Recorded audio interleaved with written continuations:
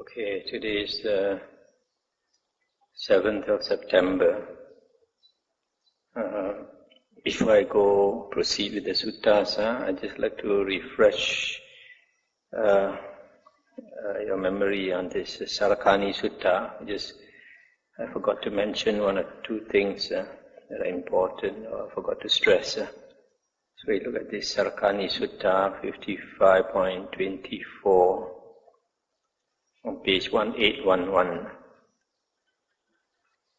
Now, in this sutta, the Sarakani, this layman, he died, and the Buddha said that he was a stream enterer. And a lot of people did not believe because they said that he did not keep the 5 precepts. Actually, one of the 5 precepts, because he drank liquor. But the Buddha did not say that because of drinking liquor there was anything wrong. The Buddha just said that he had gone for refuge for a long time to the Buddha, Dhamma and Sangha. In other words, he had learned the Dhamma for a long time, so how can he be reborn in the woeful plains of existence? So now, to be a Sotapanna, stream enterer, first path or first fruit, Arya, that person sometimes is said to have perfect sila, sometimes said to have Aryan sila, or said to have the sila, moral conduct, dear to the noble ones, to the Aryans. Now what is this Aryan sila? Aryan sila in the Noble Eightfold Path consists of 3 factors: right speech, right action, and right livelihood. Right speech consists of 4 precepts, not to lie, not to engage in malicious or divisive speech, not to engage in coarse or vulgar speech, and not to engage in idle gossip. So there are 4 precepts in right speech. In right action, there are 3 precepts: not to kill, not to take what is not given, and not to engage in sexual misconduct or adultery. 3 precepts. Alright, livelihood means earning your livelihood in a way that does not harm others. And that is covered by the 7 precepts, right speech and right action, so you don't harm others. So these 3 things, these 3 factors of the Noble Eightfold Path, which is the sila component, the sila component of the Noble Eightfold Path, consists of 7 precepts. And these 7 precepts, you notice, there is no precept against liquor. There's no precept against liquor. In other words, there are some people, they are good Buddhists, but every evening after dinner, they like to drink a bit of wine. Especially Westerners in the country, it's very cold. In the West, the winter, they need a bit of wine. There's nothing wrong with it. But sometimes, the precept is to prevent us from becoming intoxicated to the extent that you lose control of yourself. But if you don't lose your control of yourself, it's quite okay. But sometimes some people, they don't see it that way. I've been told there are some monks on the internet, they say even you drink 1 drop of liquor, you have broken the precept. It's a bit too extreme. The other thing I think I've mentioned the other day, but I just like to stress again, that if you notice on page 1812, it says that the Arahant, the one who is liberated by mind or liberated by wisdom, he has joyous wisdom, swift wisdom. And then the Anagamin also has joyous wisdom and swift wisdom. But the Sakadagamin does not have joyous wisdom or swift wisdom. And the Sotapanna also does not have joyous wisdom and swift wisdom. So, why is it that the Anagamin and the Arahant, both of them have joyous and swift wisdom, whereas Sakadagamin and Sotapanna do not have? Now, in the suttas, it is mentioned that the Sotapanna and Sakadagamin, they have perfect sila or Aryan sila. Whereas the Anagamin has perfect sila and perfect samadhi, perfect moral conduct and perfect concentration. And the Arahant has perfect sila, samadhi and panya, perfect moral conduct, perfect concentration, perfect wisdom. The Anagamin and Arahant, they both possess one thing in common, which is perfect concentration. And perfect concentration in the Noble Eightfold Path means the 4 jhanas, nothing short of the 4 jhanas. If you have 3 jhanas also, it's not perfect concentration. It is concentration, but it's not perfect concentration. So that is why the Anagamin and the Arahant, they are one step below, one step higher than the Sakadagamin and Sotapanna, in the sense that they have deep wisdom. Joyous wisdom and swift wisdom refers to deep wisdom, and deep wisdom comes with deep samadhi. So that's why it is stated in the suttas that concentration brings you great wisdom. So there's something that the people who practice pure vipassana, they don't believe. So without perfect concentration, if you practice pure vipassana, it is not possible to attain joyous wisdom and swift wisdom, and others deep wisdom. So the last and most important thing about this sutta is that the Buddha said even the trees can become Sotapanna if they can understand the Dhamma, meaning that Sotapanna is to be attained by listening to the Dhamma, and not just meditation.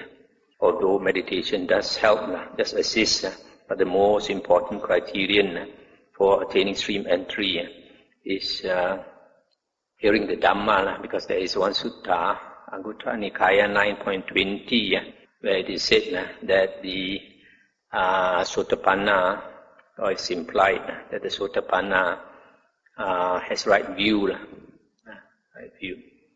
And in fact all Aryans have right view.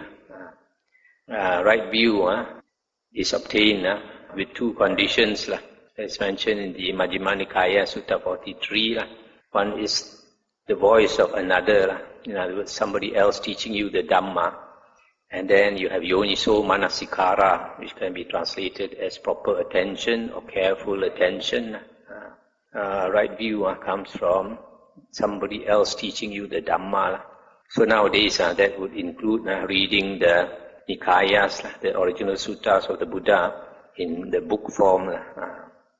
Very important thing to remember, that if you want to attain Sotapanna, you must listen to the Dhamma, otherwise you can never attain right view and become Sotapanna. Okay, now we proceed to the sutta 55.54. That's on page 1834. On one occasion, the Blessed One was dwelling among the Sakyans at Kapilavatthu in the Grodha's Park. On that occasion, a number of monks were making a robe for the Blessed One, thinking, after 3 months, with his robe completed, the Blessed One will set out on tour. Mahanama, the Sakyan, heard, a number of monks, it is said, are making a robe for the Blessed One, thinking that after the 3 months, with his robe completed, the Blessed One will set out on tour.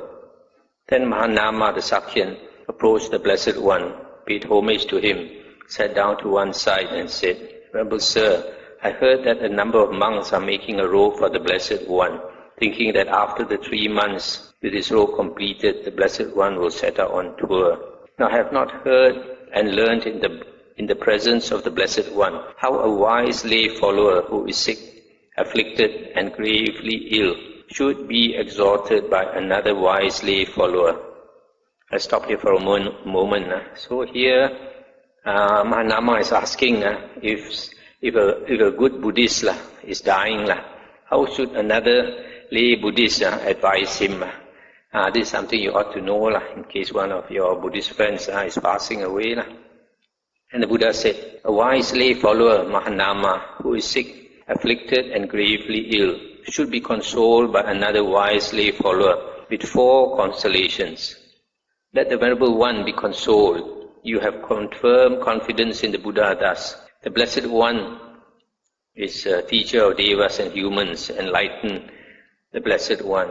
If you have confirmed confidence in the Dhamma, you have confirmed confidence in the Sangha, and you have the virtues dear to the noble ones, unbroken, unblemished, leading to concentration.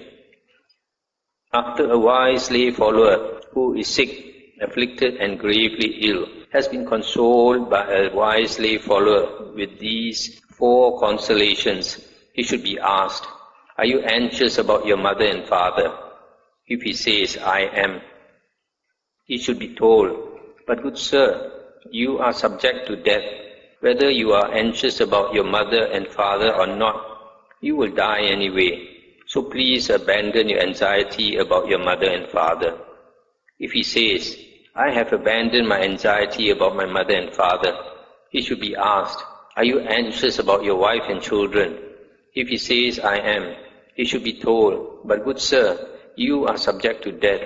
Whether you are anxious about your wife and children or not, you will die anyway. So please abandon your anxiety about your wife and children." If he says, "I have abandoned my anxiety over my wife and children," he should be asked, "Are you anxious about the 5 chords of human sensual pleasure?" If he says, "I am," he should be told, "Celestial sensual pleasures, friend, are more excellent and sublime than human sensual pleasures.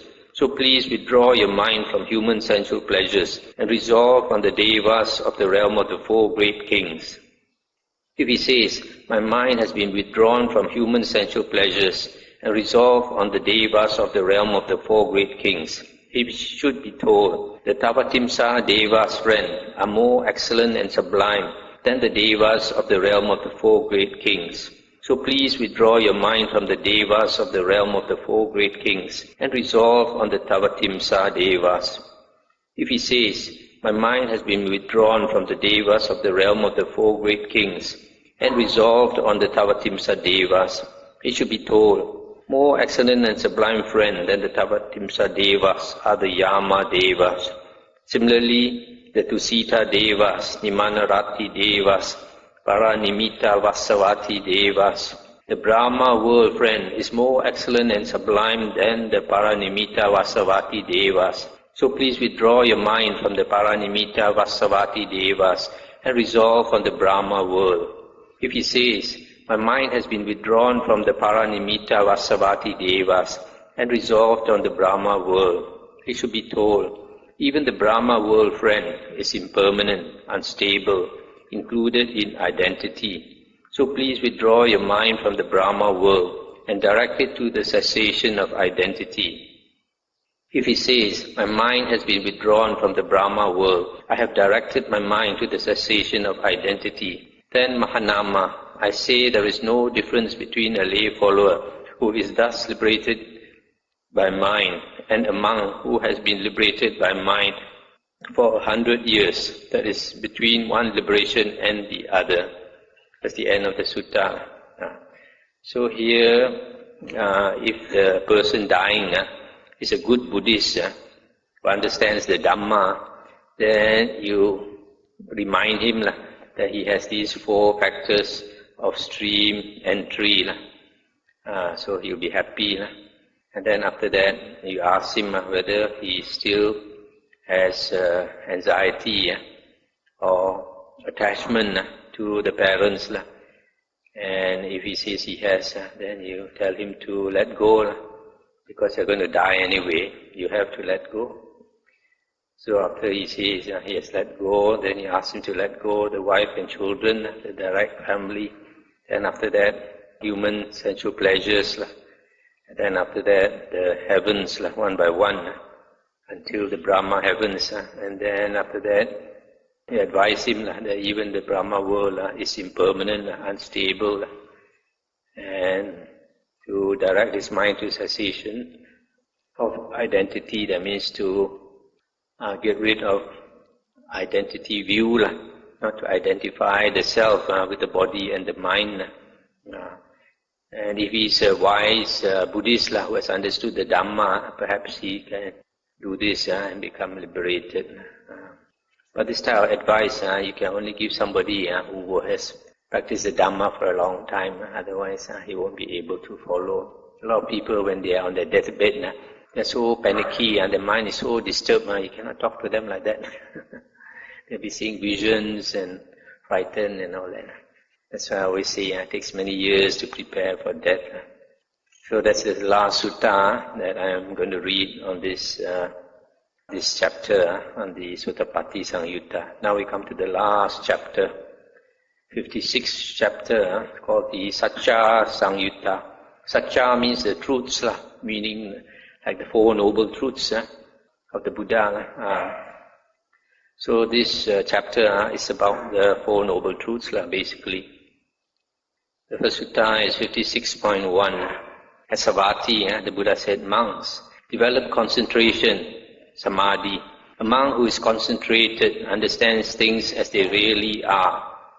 I stop here for a moment. I see the Buddha in several suttas always says this, that you need to have a very concentrated mind to understand things as they really are, to see things as they really are. And what does he understand as it really is? He understands as it really is. This is suffering. He understands as it really is. This is the origin of suffering. He understands as it really is. This is the cessation of suffering. He understands as it really is. This is the way leading to the cessation of suffering. In other words, he understands the Four Noble Truths. Monks, develop concentration. A monk who is concentrated understands things as they really are. Therefore, monks, an exertion should be made to understand this is suffering. An exertion should be made to understand this is the origin of suffering. An exertion should be made to understand this is the cessation of suffering. An exertion should be made to understand this is the way leading to the cessation of suffering. It's the end of the sutta. So here the Buddha says, we should make an effort, we should make a strong effort to understand the Four Noble Truths. But if you have concentration, with a clear mind, it's much easier to understand. The next sutta, 56.2, the Buddha said, monks, make an exertion in seclusion. A monk who is secluded understands things as they really are. Stop here for a moment. You see, these two seem to come together quite often. Concentration and seclusion. The Buddha always encouraged these two things. Seclusion means being aloof from society, aloof from others. If you want to practice the holy path and make spiritual progress, you have no other choice. You have to cut yourself away from society. You have to give up your business, give up your attachments, and give up all the happy life, the night life, and all that. And because without all these sacrifices, your mind cannot calm down. If we are all attached to all the things of the world, it cannot calm down. Which reminds me, the other day we read one sutta. The Buddha said that without tranquility, that person suffers. A lot of us in this world, we are so busy with this, with that, all the worldly worries, that the mind cannot calm down. If your mind cannot calm down, there's a lot of suffering inside, mental suffering. And what does he understand as it really is? He understands as it really is. This is suffering. This is the origin of suffering. This is the cessation of suffering. This is the way leading to the cessation of suffering. Monks, make an exertion in seclusion. A monk who is secluded understands things as they really are. Therefore, monks, an exertion should be made to understand this is suffering. This is the origin of suffering. This is the cessation of suffering. This is the way leading to the cessation of suffering. It's the end of the sutta. So these two, concentration and seclusion, are very important in the holy path.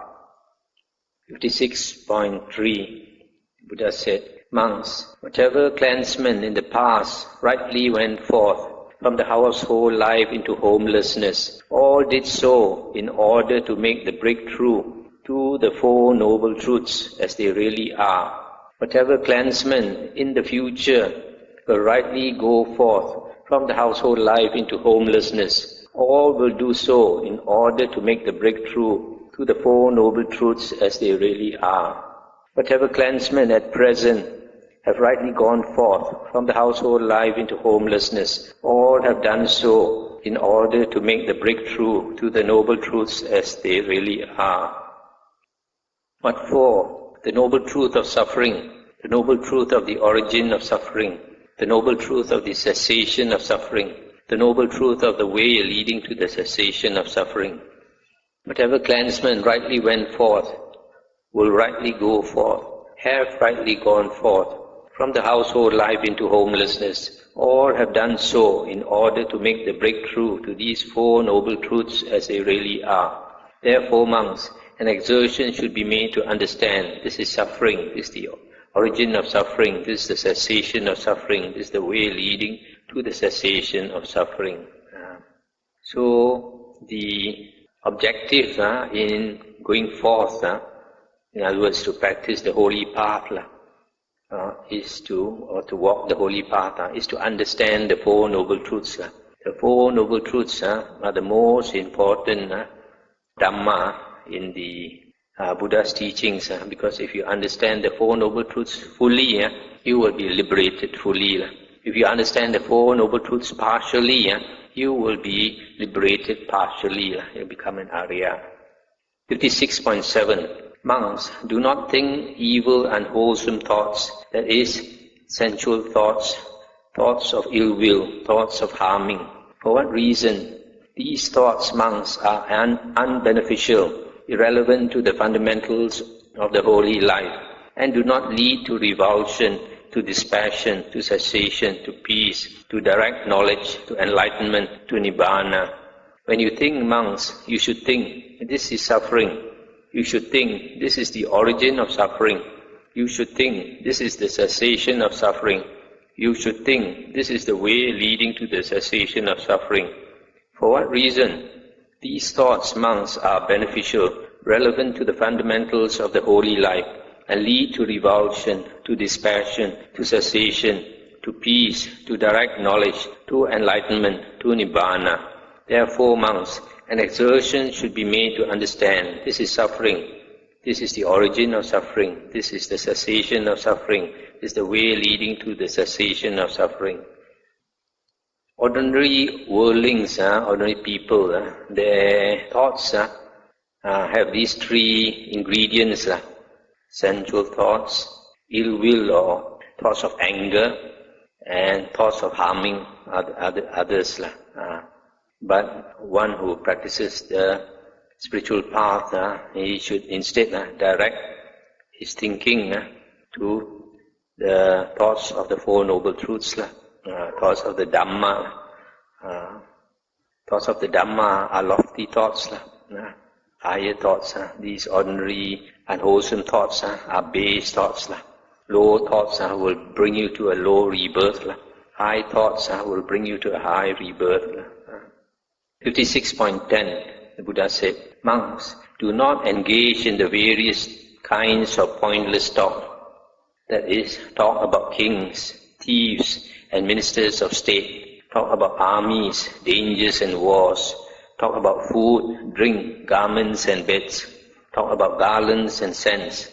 Talk about relations, vehicles, villages, towns, cities and countries. Talk about women and talk about heroes. Street talk and talk by the well, talk beside the well. Talk about those departed in days gone by. Last time they talked by the well, and nowadays they talk in the kopitiam. Rambling chit-chat, speculation about the world and about the sea. Talk about becoming this or that. For what reason? Because, monks, this talk is unbeneficial, irrelevant to the fundamentals of the holy life, and does not lead to revulsion, to dispassion, to cessation, to peace, to direct knowledge, to enlightenment, to nibbana. When you talk, monks, you should talk about this is suffering. You should talk about this is the origin of suffering. You should talk about this is the cessation of suffering. You should talk about this is the way leading to the cessation of suffering. For what reason? Because, monks, this talk is beneficial, relevant to the fundamentals of the holy life, and leads to revulsion, to dispassion, to cessation, to peace, to direct knowledge, to enlightenment, to nibbana. Therefore, monks, an exertion should be made to understand This is suffering. This is the origin of suffering. This is the cessation of suffering. This is the way leading to the cessation of suffering. This first part, the description of the various types of what here is called pointless talk. Sometimes you can call it idle gossip. The Pali word is tirachana kata, which literally translates as animal talk. What do you say in Cantonese? Gong sam, gong say. So, this base talk, wasting time talk. So, it's called animal talk because it's low talk, base talk. Then Buddha said, I should talk Dhamma. In some other suttas, sometimes Buddha comes across his monk disciples and he finds them chatting. He asks them, what are you talking about? And then when they say they talk about some worldly topic, and the Buddha said, when you come together, only two things you should do. One is either you keep the Aryan silence, shut up, don't talk. Or if you talk, talk about Dhamma. Okay, the next sutta is important sutta. It's the first sutta that the Buddha spoke in the world. It's called the Dhamma Chakra Pavattana Sutta. Setting in motion the wheel of the Dhamma. Dhamma Chakra is Dhamma wheel. Pavattana must be setting in motion or turning the Dhamma wheel sutta. Thus have I heard. This is the sutta. After the Buddha was enlightened, he contemplated. At first he didn't want to teach the Dhamma. He decided that all people in the world are not interested in the Dhamma. And even if you teach them, they're not interested to practice. Most people are like that. And then this Brahma Sahampati came to plead with the Buddha. This Brahma Sahampati, in one of the suttas, he mentioned that he was a monk under the previous Buddha, Kassapa. He was a monk under the previous Buddha Kassapa, and passing away from there, he was reborn as Brahma Sahampati. So he had, because of his, his psychic power, probably he had seen a lot of holy men. So when he saw the Buddha, he knew that this was a fully enlightened Arahant. So he pleaded with the Buddha to teach. He said, otherwise, there are a lot of people in the world, they have what we call Shinkan, good roots, good blessings from the past life, and you don't teach them, they can't progress. So because he pleaded with the Buddha 3 times, then the Buddha contemplated again. The Buddha found there are some people who are interested in the Dhamma. So the Buddha decided to teach. Now after the Buddha decided to teach, he looked around, whom should he teach? The first person he thought he wanted to teach was his meditation teacher, the teacher who taught him the jhanas, the arupa jhanas. The first 2 teachers, in fact, he wanted to teach them. Why? Because he thought to himself, these 2 teachers, they have attained jhanas, so their mind is very clear. If I teach them the Dhamma, they will understand immediately. But unfortunately, the 2 teachers had passed on. Then why didn't he go to heaven to teach them? Because they had passed away to a very high heaven, and the physical body cannot go there. The physical body can only fly up to the Brahma heavens. That's the maximum. Cannot fly to the Arupa heavens, are extremely far away. So then after he realized that he had passed away, and then he contemplated whom should he teach next. And he thought about his 5 disciples. So he came to his 5 disciples to teach to them. At first they did not accept him, because they thought that he started to eat. Previously they were all fasting, and now he started to eat, getting luxurious. They couldn't believe that he had become enlightened. Then he managed to convince them. Then after that, when he taught them the Dhamma, he just asked them to sit down. He said, sit down, I will teach you the Dhamma. Never asked them to meditate, Listening to the Dhamma is the way to enlightenment. But of course, because the 5 disciples, being his disciples, and he had attained jhana, it is logical to presume he would have taught all his 5 disciples the jhanas. So they sat down, and this is the first sutta he taught. Thus have I heard. On one occasion, the Blessed One was dwelling at Varanasi in the deer park at Isipatana. There the Blessed One addressed the monks of the group of 5 thus. monks, these two extremes should not be followed by one who has gone forth into homelessness, but two, the pursuit of sensual happiness in sensual pleasures, which is low, vulgar, the world of worldlings, the way of worldlings, ignoble, unbeneficial, and the pursuit of self-mortification, which is painful, ignoble, unbeneficial. Without veering towards either of these two extremes, the Tathagata has awakened to the middle way, which gives rise to vision, which gives rise to knowledge, which leads to peace, to direct knowledge, to enlightenment, to Nibbana. Stop here for a moment.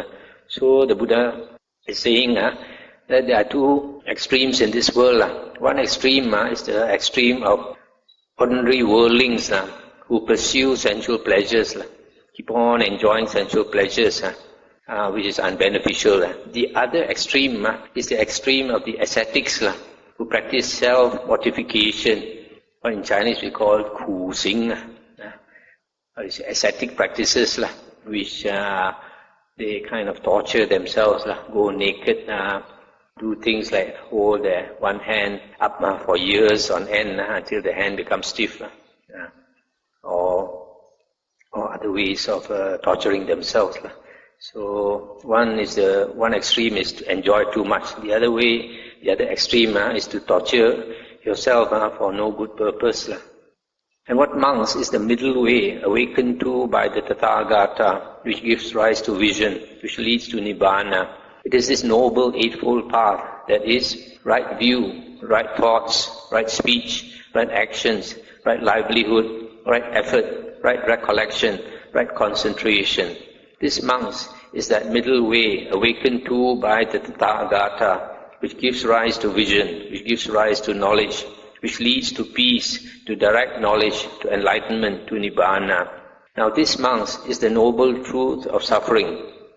Birth is suffering, aging is suffering, illness is suffering, death is suffering, union with what is displeasing is suffering, separation from what is pleasing is suffering, not to get what one wants is suffering. In brief, the 5 aggregates of attachment are suffering. These 5 aggregates are the body, feelings, perception, volition and consciousness, which is basically body and mind. So this that we take as to be the self, the body and the mind, and which we attach to, we cling to, is the source of suffering. Now this, monks, is the noble truth of the origin of suffering. It is this craving which leads to renewed existence, accompanied by delight and lust, seeking delight here and there, that is, craving for sensual pleasures, craving for existence, and craving for non-existence, or here it says extermination. Stop here for a moment. So the origin of suffering is craving. And this craving, we always want to seek happiness, enjoyment here and there. You see this seeking delight here and there. It's very common among worldly people. You go here and there looking for happiness, looking for enjoyment. Sometimes you go and see the show. Sometimes you go and surf the internet. Sometimes you go traveling to China. Sometimes you do this and you do that. And all this trying to find happiness. Now this, monks, is the noble truth of the cessation of suffering. It is the remainderless fading away and cessation of that same craving, the giving up and relinquishing of it, freedom from it, non-reliance on it. Now this, monks, is the noble truth of the way leading to the cessation of suffering. It is this noble eightfold path, that is, right view, right thoughts, right speech, right action, etc. This is the noble truth of suffering. Thus, monks, in regard to things unheard of before, there arose in me vision, knowledge, wisdom, true knowledge and light. This noble truth of suffering is to be fully understood. Thus, monks, in regard to things unheard of before, there arose in me vision, knowledge, wisdom, true knowledge and light. This noble truth of suffering has been fully understood. Thus, monks, in regard to things unheard before, there arose in me vision, knowledge, wisdom, true knowledge and light. I'll stop here for a moment. So you see, this first noble truth is described in three phases. The first one is he describes it as the noble truth of suffering. The second paragraph, it says this noble truth of suffering is to be understood. And the third one has been fully understood. Now you find the others also the same. This is the noble truth of the origin of suffering. Thus monks, in regard to things unheard before, there arose in me vision, knowledge, wisdom, true knowledge and light. This noble truth of the origin of suffering is to be abandoned. Thus monks, in regard to things unheard before, there arose in me vision, knowledge, wisdom, true knowledge and light. This noble truth of the origin of suffering has been abandoned. Thus monks, in regard to things unheard before, there arose in me vision, knowledge, wisdom, true knowledge and light. Stop here for a moment. So this second noble truth, first he states the second noble truth. Then he says, this second noble truth is the origin of suffering, namely craving. And craving is to be abandoned. And thirdly he says, craving has been abandoned. This is the noble truth of the cessation of suffering. Thus monks, in regard to things unheard before, there arose in me vision, knowledge, wisdom, true knowledge and light. This noble truth of the cessation of suffering is to be realized. Thus monks, in regard to things unheard before, there arose in me vision, knowledge, wisdom, clear, true knowledge and light. This noble truth of the cessation of suffering has been realized. Thus monks, in regard to things unheard before, there arose in me vision, knowledge, wisdom, true knowledge and light. This third truth of the cessation of suffering is the giving up of craving. So this noble truth of the cessation of suffering can also said to be the attainment of Nibbana. So here he says that he has realized the cessation of suffering. This noble truth of the way leading to the cessation of suffering. These monks, in regard to things unheard before, there arose in me vision, knowledge, wisdom, true knowledge and light. This noble truth of the way leading to the cessation of suffering is to be developed. That means the Noble Eightfold Path is to be developed. Thus monks, in regard to things unheard before, there arose in me vision, knowledge, wisdom, true knowledge and light. This noble truth of the way leading to the cessation of suffering has been developed. Thus monks, in regard to things unheard before, there arose in me vision, knowledge, wisdom, true knowledge and light. Stop here for a moment. You see, when the Buddha attained enlightenment, when he realized fully these four noble truths, see what happened. It rose in me vision, knowledge, wisdom, true knowledge and light. Light shone from his head. Actually, these four noble truths he had understood before in the previous life. He was a monk disciple of the Buddha Kassapa. He already learned the Four Noble Truths, but he had not fully understood it. Now, in his last life as Siddhartha Gautama, having attained the four jhanas, and then when he contemplated on the Four Noble Truths, he understood fully. In the previous life under the Buddha Kassapa, I believe he did not attain the four jhanas. He attained one jhana. That's why after that lifetime under the Buddha Kassapa, he was reborn in the Tusita heaven. From the Tusita heaven, he came down to the earth as Siddhartha Gautama. And as a small boy, Siddhartha Gautama sat under the Jambu tree and attained the first jhana. It's mentioned that he attained only the first jhana.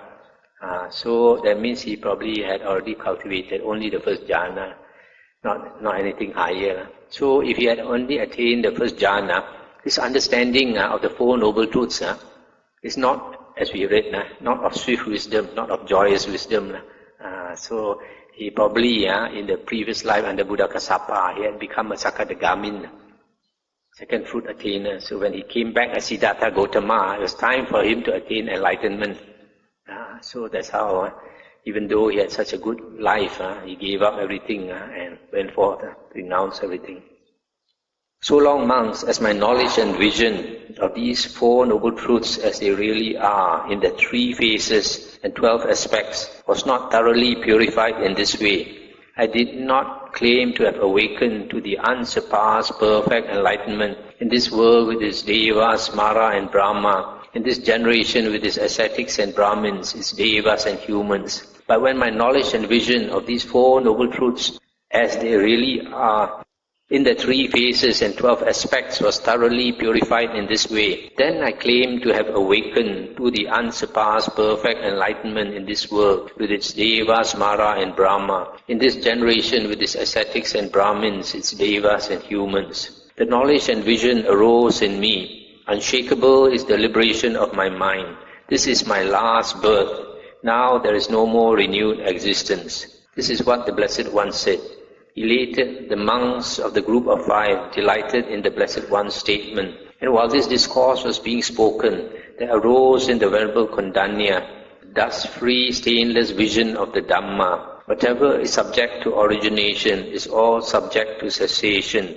And when the wheel of the Dhamma had been set in motion by the Blessed One, the earth-dwelling Devas raised a cry. At Varanasi, in the deer park at Isipatana, this unsurpassed wheel of the Dhamma has been set in motion by the Blessed One, which cannot be stopped by any ascetic or Brahmin or Deva or Mara or Brahma, or by anyone in the world. Having heard the cry of the earth-dwelling Devas, the Devas of the realm of the 4 great kings raised a cry.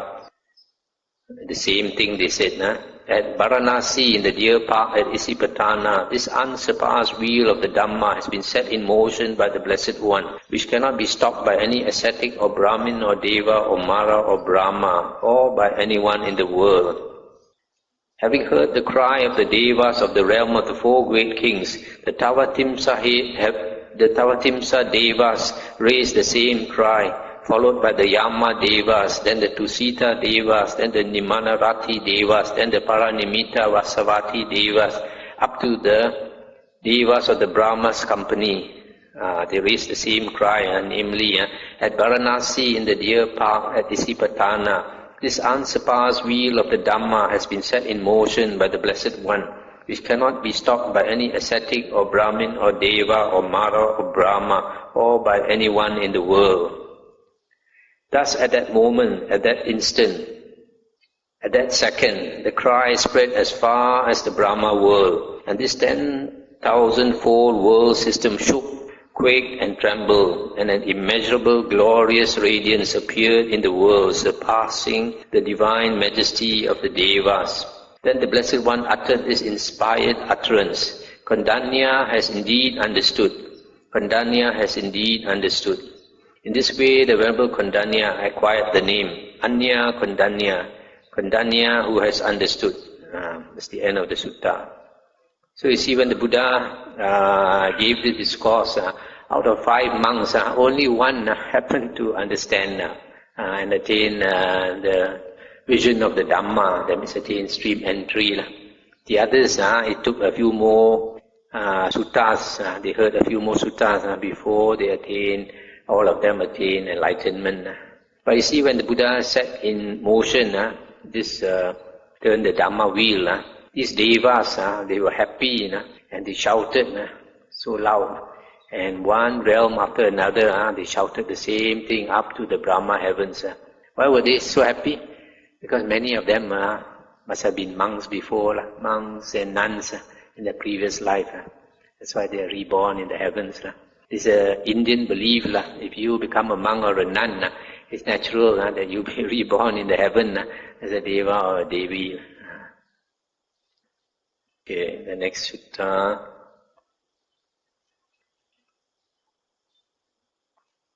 (56.21). That's on page 1852. On one occasion, the Blessed One was dwelling among the Vajjans at Koti Gama. There the Blessed One addressed the monks thus, Monks, it is because of not understanding and not penetrating the 4 noble truths that you and I have roamed and wandered through this long course of samsara. What for? It is, monks, because of not understanding and not penetrating the noble truth of suffering that you and I have roamed and wandered through this long course of samsara.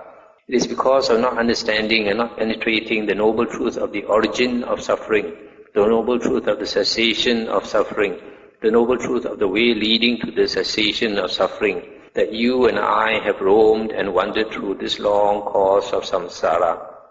That noble truth of suffering, monks, has been understood and penetrated. That noble truth of the origin of suffering has been understood and penetrated.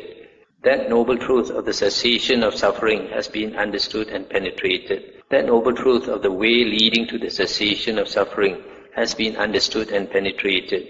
Craving for existence has been cut off. The conduit to existence has been destroyed. Now there is no more renewed existence. This is what the Blessed One said. Having said this, the Fortunate One, the teacher, further said, because of not seeing as they are, the Four Noble Truths, we have wandered through the long course in the various kinds of births. Now these truths have been seen. The conduit to existence is severed. Cut off is the root of suffering. Now there is no more renewed existence.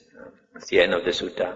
So it's because of not meeting and understanding the Four Noble Truths that all of us have been turning in the samsara lifetime after lifetime after lifetime after lifetime.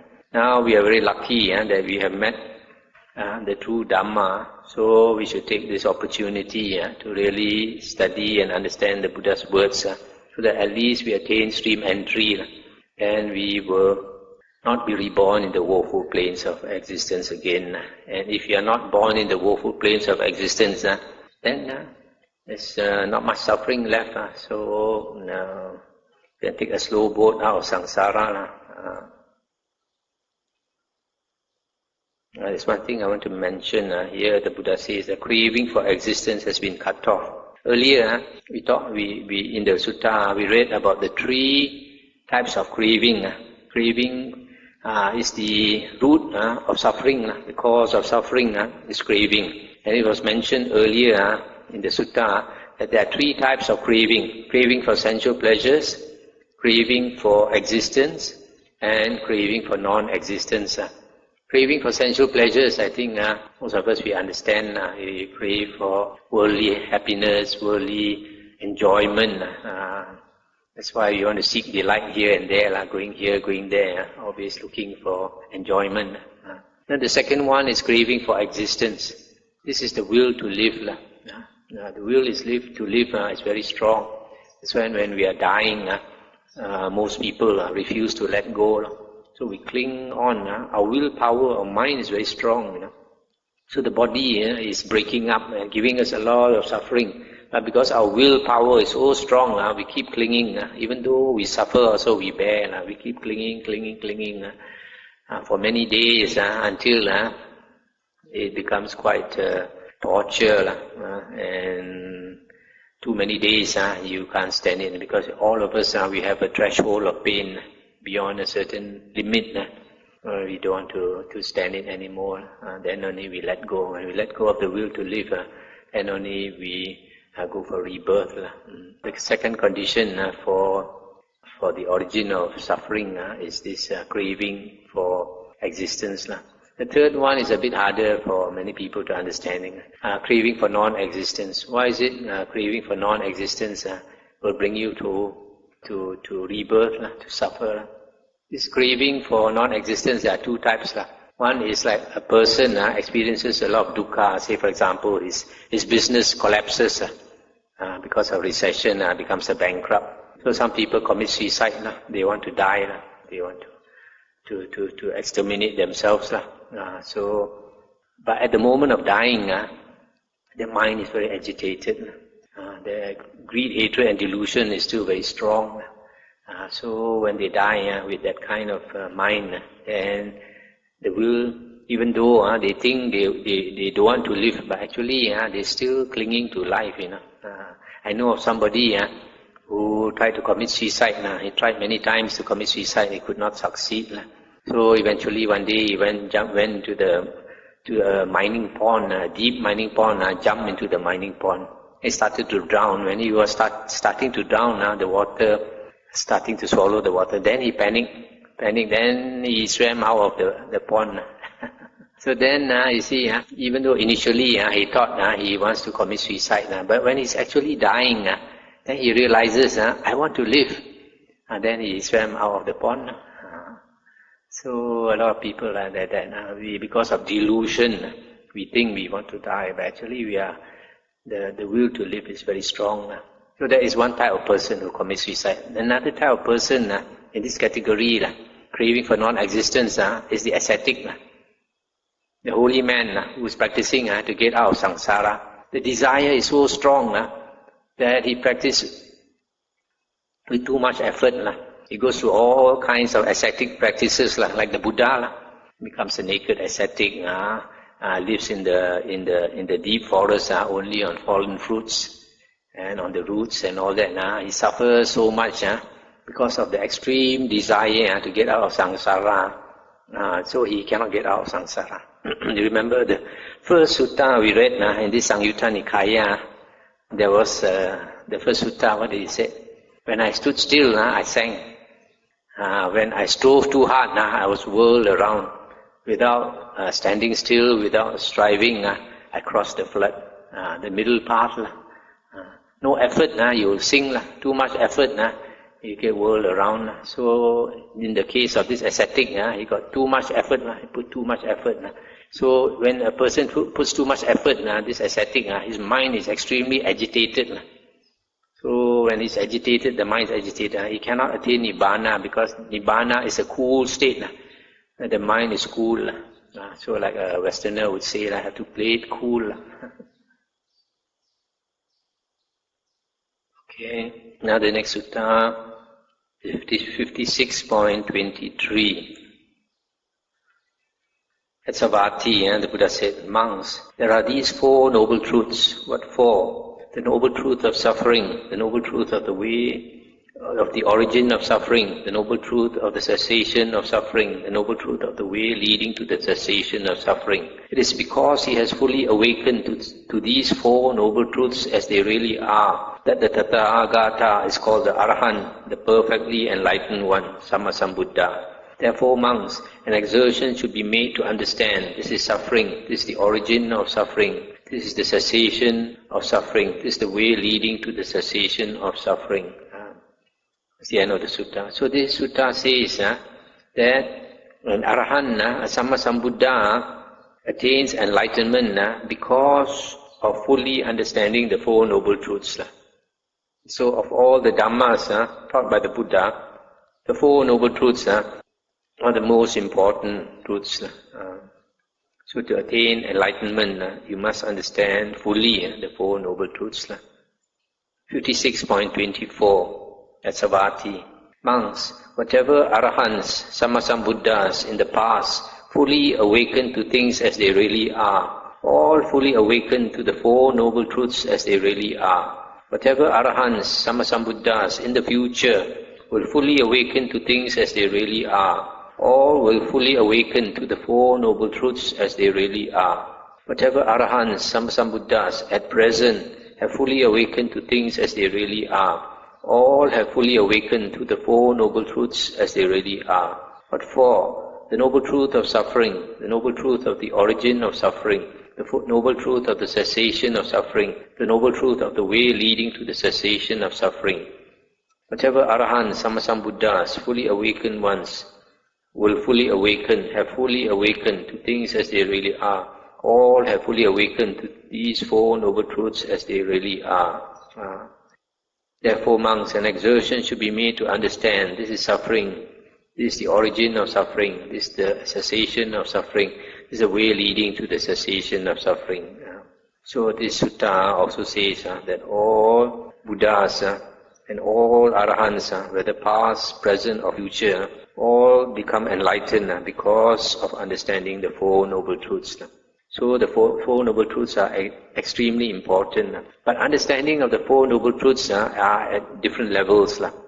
A person who understands at a low level will attain a low attainment, will have a low attainment. Someone who understands at the intermediate stage will have an intermediate attainment. One who understands fully, completely, becomes fully enlightened or liberated.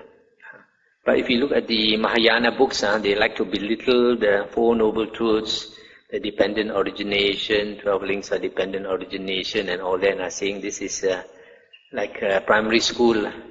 But this is not what the Buddha says. The Buddha says it is the most important Dhamma. 56.29. Monks, there are these four noble truths. What four? The noble truth of suffering, the noble truth of the origin of suffering, the noble truth of the cessation of suffering, the noble truth of the way leading to the cessation of suffering. These are the four noble truths. Of these four noble truths, monks, there is a noble truth that is to be fully understood. There is a noble truth that is to be abandoned. There is a noble truth that is to be realized. There is a noble truth that is to be developed. And what, monks, is the noble truth that is to be fully understood? The noble truth of suffering is to be fully understood. The noble truth of the origin of suffering is to be abandoned.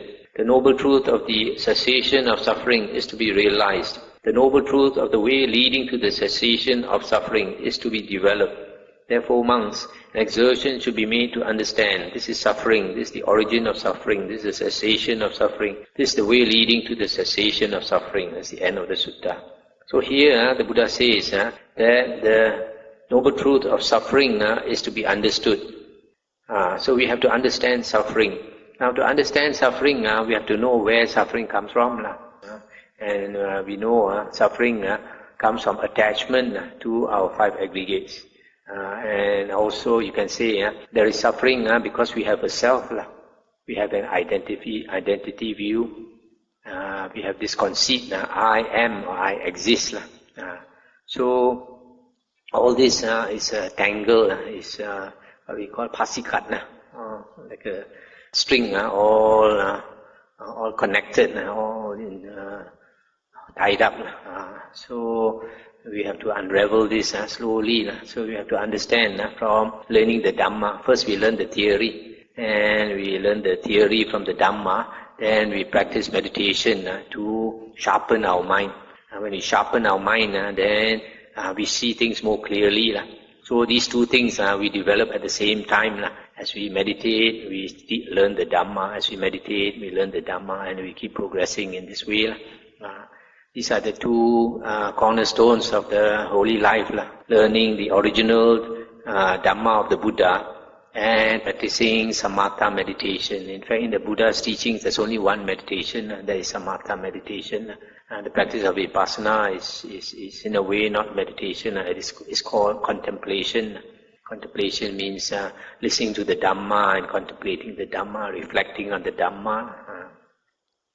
To understand this noble truth of suffering, we have to learn from the Dhamma, the teachings of the Buddha, things like the five aggregates, things like the six sense bases, things like dependent origination, things like the four elements, all these.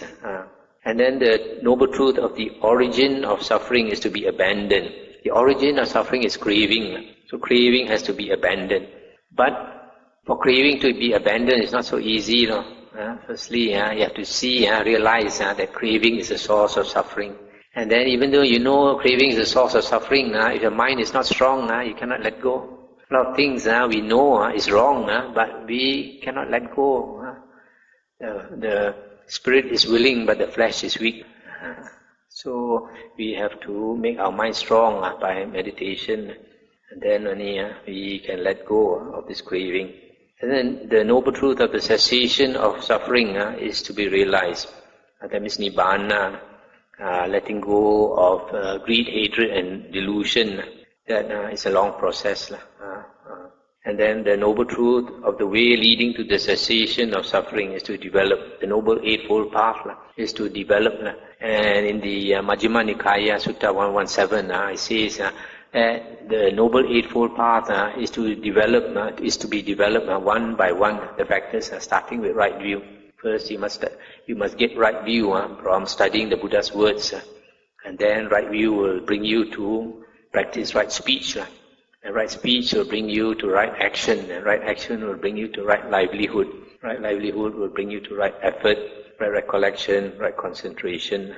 That's how the Noble Eightfold Path is to be practiced, is to be developed. And the most important thing to understand is that practice the Noble Eightfold Path. To develop the Noble Eightfold Path, you must always start with right view. If you don't start with right view, you have not entered the Noble Eightfold Path. The next sutta is 56.30. On one occasion, a number of elder monks were dwelling among the Chetiyans at Sahajati. On that occasion, when the elder monks had returned from their alms round, after their meal, they had assembled in the pavilion and were sitting together when this conversation arose. Friend, does one who sees suffering also see the origin of suffering, also see the cessation of suffering, also see the way leading to the cessation of suffering? In other words, if you see the first noble truth, can you also see all the others, other three?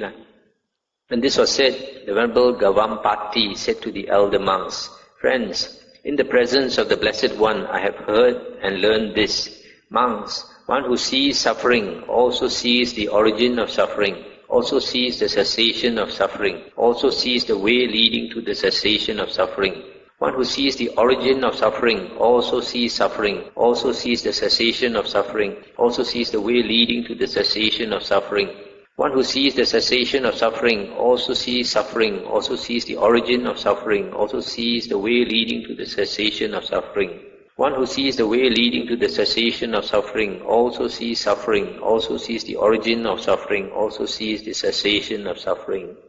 In other words, the Buddha says, if you fully understand one noble truth, you will understand all the other noble truths. The next sutta is an interesting and important sutta, 56.31. On one occasion, the Blessed One was dwelling at Kosambi in a Singsapa grove. Singsapa is a kind of tree. Then the Blessed One took up a few Singsapa leaves in his hand and addressed the monks thus, What do you think, monks? Which is more numerous, these few Singsapa leaves that I have taken up in my hand, or those in the Singsapa grove overhead? In other words, these leaves in my hand, are they more or the leaves in the forest? And they said, Venerable Sir, the Singsapa leaves that the Blessed One has taken up in his hand are few, but those in the Singsapa grove overhead are numerous. And the Buddha said, So too, monks, the things I have directly known but have not taught you are numerous, while the things I have taught you are few. And why, monks, have I not taught those many things? Because they are unbeneficial, irrelevant to the fundamentals of the holy life, and do not lead to revulsion, to dispassion, to cessation, to peace, to direct knowledge, to enlightenment, to nibbana. Therefore I have not taught them. And what, monks, have I taught? I have taught this is suffering. I have taught this is the origin of suffering. I have taught this is the cessation of suffering. I have taught this is the way leading to the cessation of suffering. And why, monks, have I taught this? Because this is beneficial, relevant to the fundamentals of the holy life, and leads to revulsion, to dispassion, to cessation, to peace, to direct knowledge, to enlightenment, to nibbana. Therefore I have taught this. Therefore, monks, an exertion should be made to understand this is suffering, this is the origin of suffering, this is the cessation of suffering, this is the way leading to the cessation of suffering. So this is a well-known sutta where the Buddha held the leaves in his hand and said that the things that he has taught us very little compared to the things that he knows. He knows a lot of things about this world that scientists would like to know, but they are not no real benefit in the holy life. That's why he does not want to say all these things. What he says, what he teaches us is the way out of suffering. Okay, it's another night. I've gone over the time. Interesting suttas. Okay, I'll stop here and we can discuss.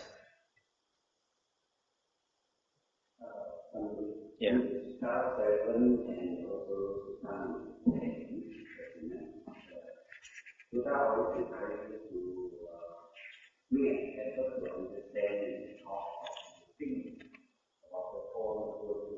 Mm-hmm. Now, the way I think is, how can we think of all the world? We know this is suffering and all this, but we have a specific object and say, oh, this is suffering, and maybe this is the suffering.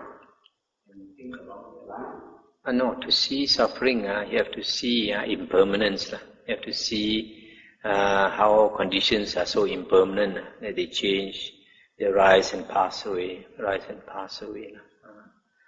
If you accept that things are impermanent, So when suffering comes, you can accept it. You know that it is because of impermanence that suffering comes.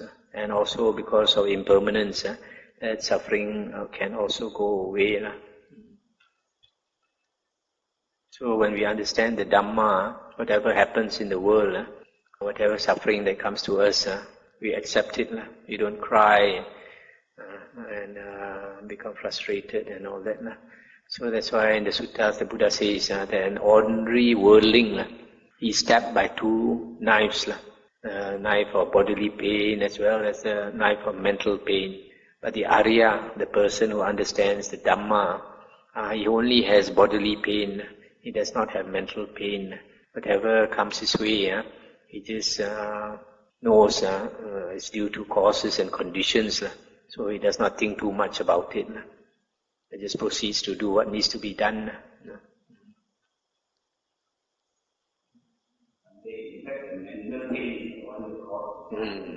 Yeah. But I think this is a meditation that helps us to strengthen the mind. Oh, definitely. Definitely. You know why this mental pain is so unbearable for most people? Is because we keep thinking about it. This is called papancha, proliferation of thoughts. For example, if somebody says something nasty to you, you get angry. And then actually, after that, everything should be settled. But then, because of attachment, you cannot let go. You think of it again. Again, anger comes up. And then you keep thinking of it. The whole night you cannot sleep. Tomorrow you're still angry. So it's a poison to our system. So this tendency for the mind to proliferate, to multiply your thoughts. Why does your mind multiply these thoughts? Because it's the tendency of the mind to flow. Whereas a person who meditates, he learns to focus his mind. And the Buddha says that because when the mind is focused, becomes one-pointed, he experiences a kind of happiness which is free from thinking. And that happiness is a superior happiness. When you have attained the happiness which is free from thinking, then you don't have the tendency to think so much. Because thinking is a kind of happiness, A lot of ordinary people, we like to think and think and think. When you have nothing to do, you start daydreaming, you start fantasizing. Oh, if I become a millionaire, what I can do with my money and all these things. So, if you have attained the happiness where the thinking stops, then you tend to go in that direction. The mind tends to go not to think. Whereas an ordinary person who has a very scattered mind, he keeps thinking and thinking and thinking and get a lot of mental dukkha. That's why about in the 1996, 13 years ago, when I went to Perth, I went to Ajahn Brahm's monastery, the Buddhist center in the Perth city. I saw a lot of Westerners coming to learn meditation. And I was surprised, a bit surprised to hear, and many of them are Christians. They come to learn meditation not because they are interested in Buddhism, but because they are interested to lessen the mental dukkha. Westerners, they are very good at using their mind. They use their mind so much that they get a lot of mental dukkha. And unlike a lot of Asians, Asians are more simple-minded. We don't use our mind so much. So they come to lessen their mental dukkha. Then when they progress in meditation, then they become interested in Buddhism.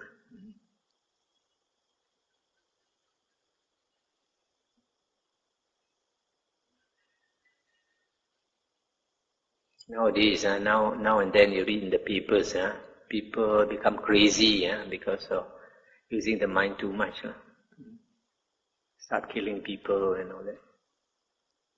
And when we see the truth, we tend to let go and be more at peace with ourselves. Peace, I wonder what's the difference between something. The difference, what's the difference between Sotapatti and something that can really get and this peace and seeking the way behind the truth? I think there's a bit of difference. When you see the Dhamma then you accept things as they come.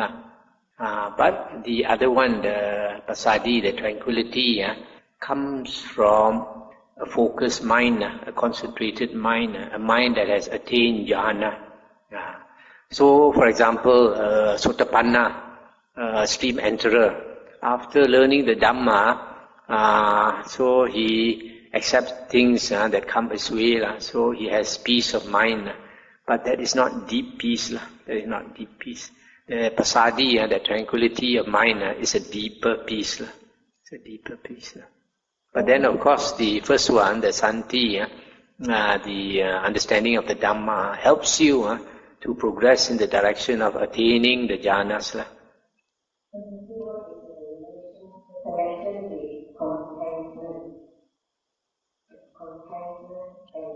Contentment is because of understanding the Dhamma, then contentment also means having few desires, having few wants.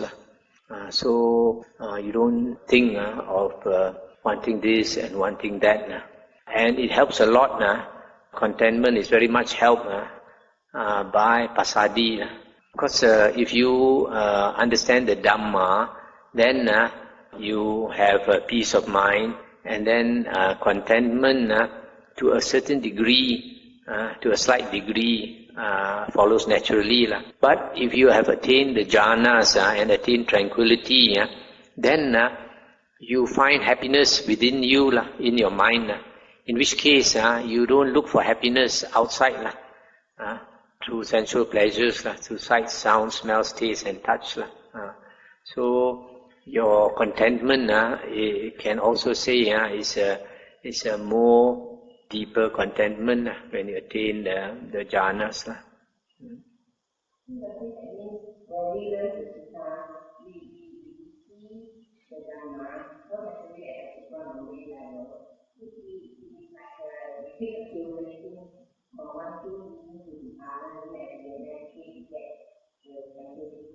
Yes, yes. Yes, yes.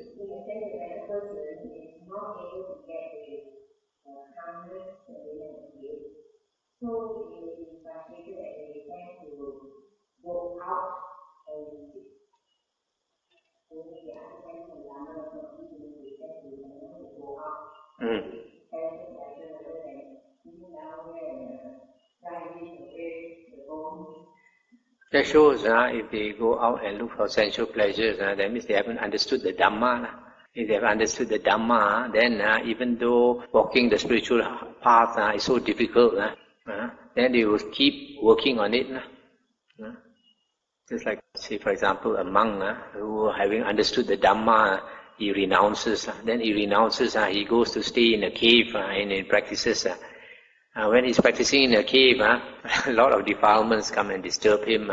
But he does not go out and try to find pleasure somewhere. He continues doing his work, even though it's very hard, very tough. He suffers to the extent maybe he has gastric problems and all that. But he still continues struggling until he overcomes it. That is one.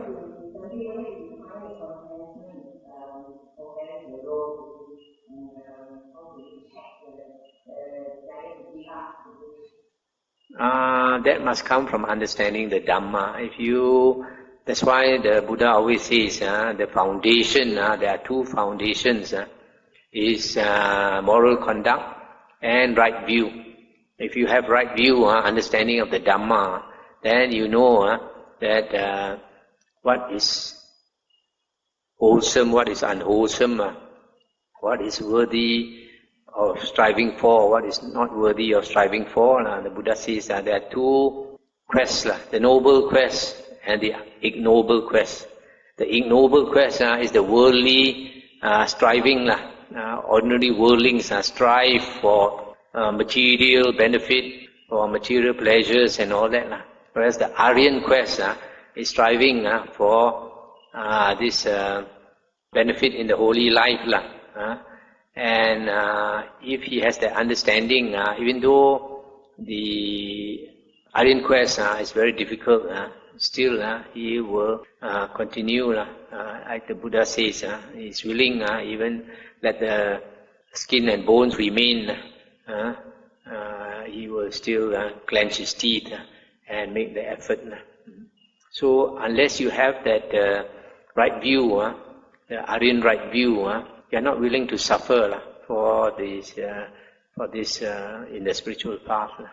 It's only when you have the right view that you are willing to let go. A lot of people, they say they want to attain this and attain that, but when they make a bit of effort and then they cannot get it, they get fed up and go to India first, go for a tour, enjoy first. It's just because they don't understand. If they understand, then they will keep plodding and they will let go. Keep letting go, keep letting go. A lot of people, they want this, they want that, but cannot let go. So when your hands are full of all the unnecessary things, how can you hold to higher things?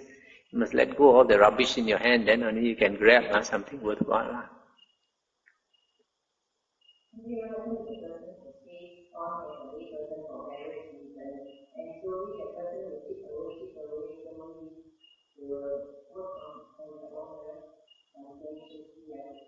Can, as a lay person also, you can make progress. The only thing is it's slower.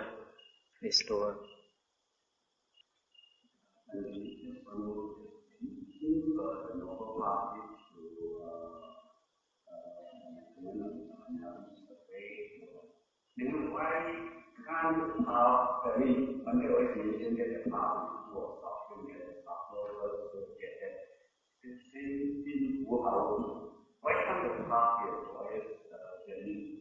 Very, very simple answer.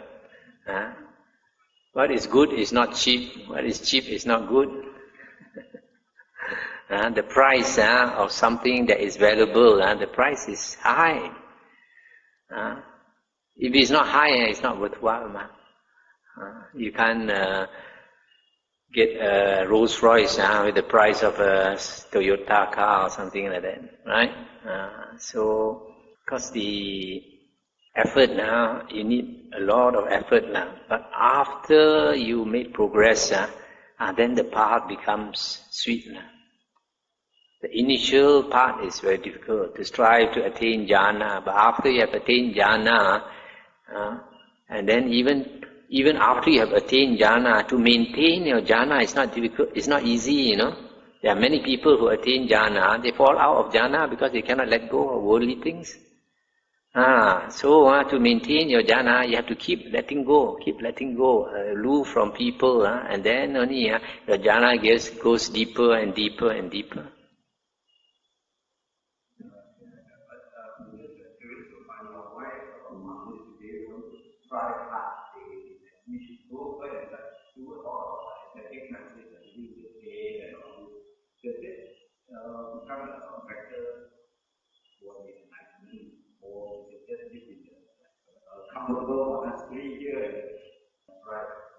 Say again, you said about...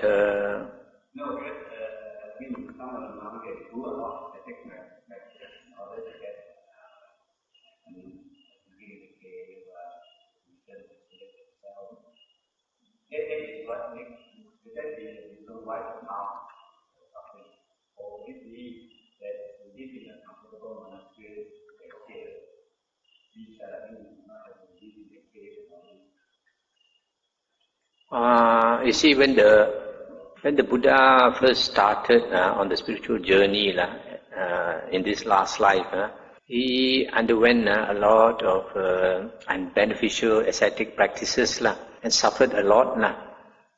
And then eventually he found this Noble Eightfold Path and succeeded. And then after that, he told his disciples not to practice those unbeneficial ascetic practices. However, he did not say that all ascetic practices are unbeneficial. So the Buddha said he taught the middle way, but his middle way to many people is also ascetic. For example, eating one meal a day, and then begging for the food. Living in secluded places, isolated from people, That to many people is ascetic, So now, what is important is to understand the Dhamma so that we practice in the way that is the shortest way and the most beneficial way. See? That's why understanding of the Dhamma is so important. I see some monks, they, without much knowledge of the Dhamma, they go into ascetic practices. And sometimes they are very good in the ascetic practice, but unfortunately, it does not yield the corresponding desired result. You see, for years they practice ascetic practices, but they are not a Sotapanna, haven't even attained Sotapanna. See, and how? Because they didn't know that to attain Sotapanna, they have to study the Dhamma first. So that's why the Buddha always says that we have to rely on the Dhamma and rely on ourselves. Whereas a lot of people, we practice the holy path, we just listen to the teacher and we assume that the teacher is teaching what the Buddha taught. But very often the teacher does not teach what the Buddha taught. That's why the Buddha says that we have to listen to his earliest discourses. And having heard the Buddha's teachings, then you practice. Then if you start off in a comfortable monastery like this, it's good because firstly, you have not become, you are not tuned to ascetic practices yet. To even practice ascetic practices, you cannot simply go into you want to learn swimming, you don't jump into the deep end of the pond, you must learn in the shallow water first, and then slowly you progress. So you come here, you learn the basic Dhamma, and then you learn the basic meditation, you learn to meditate. Like here, we practice 4.5 hours a day. And then as you progress later, after a few years of monkhood, then if you can go off and live alone. But here also, if you really want, you can go into seclusion, and other monks can serve, and then you cut off and do your intense practice. But it's very, very important to understand the Dhamma so that whatever you practice, you are practicing in the right way. I think the Buddha said that out of pity for him. As we grow older, it's definitely more difficult to be ascetic. For example, like Venerable Mahakassapa, in his old age, he stayed in the forest alone and all that. In the forest, at night when the wind blows, it's very cold. And when you're old, you have feng sap, arthritis here and arthritis there. It's not easy to withstand all the cold wind and sleep on the bare floor and all these things. So out of pity for him, the Buddha suggested that he come and stay in the monastery. But he said for the good of the future generation, he still maintained his practice so that to show the way to future monks that this is the way to becoming an arahant, staying alone, staying in the forest and all that. Nowadays you find some Mahayana teachings, they are telling you the opposite thing. Don't go and live alone. Live alone, you are not facing the crowd, you must come and face the crowd. All this rubbish which the Buddha never taught.